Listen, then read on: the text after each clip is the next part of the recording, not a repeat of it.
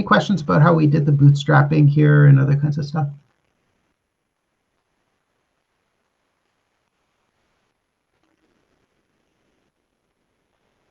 Okay, cool. Let's go into hypothesis testing. So in question 6, a customer has complained to the bike sharing company that their trip was recorded incorrectly. And the trip ID is this particular one, a bit complicated, in the trip table. The customer says that their rental started at Terminal 70, but the record says that it started at a different station. Set one row table equal to a table with just one row consisting of this trip. So that's a filtering thing where we have to filter the table to make a new table that just contains one row. And so here we've got one row table. We're filtering using the where command. We want where trip ID are equal to this number. Let's see if we, okay, it'll get upset because we don't have. Okay, now it's saying there's an error. And if I read this, it says label trip ID is not in the labels of the table. And I can see, oops, I should have had capital T on the trip and ID should have been capital T.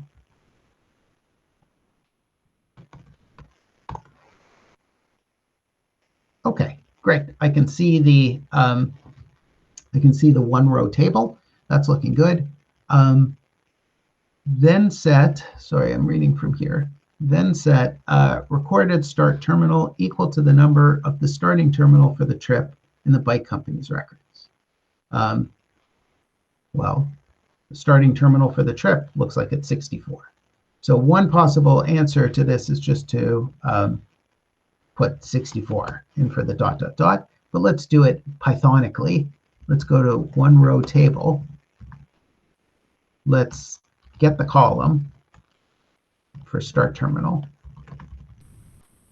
If I type this, you'll see that recorded start terminal is an array with the single number in it. I don't want it to be an array. I want it to be a number.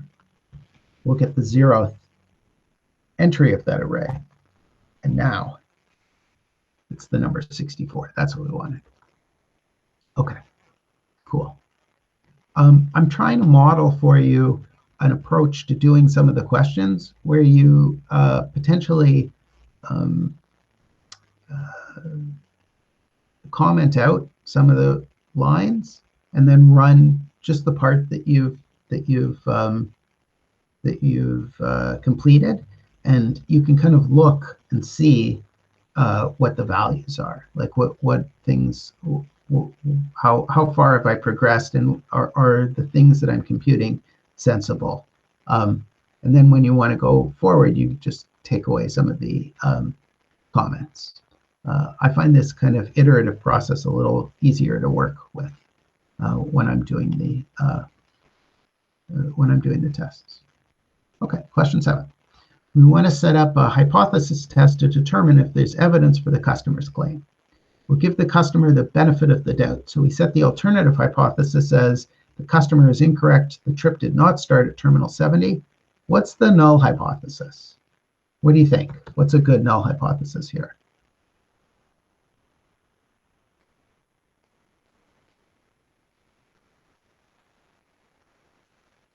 The customer is correct. Good. What's the, what do you want to say about that? The trip started at Terminal 70. Great. That is exactly right. Okay.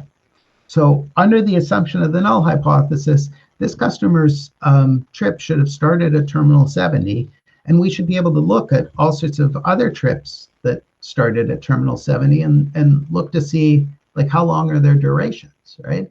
And if they were kind of consistent with the customer's claim, then we'd be like, oh, well, the customer seems to be, it seems like they could be right. But if the customer, if their trip, you know, is 100,000 minutes or something, and we're like, oh gosh, that's way more than anybody that that starts at terminal 70 is, then we might reject their claim.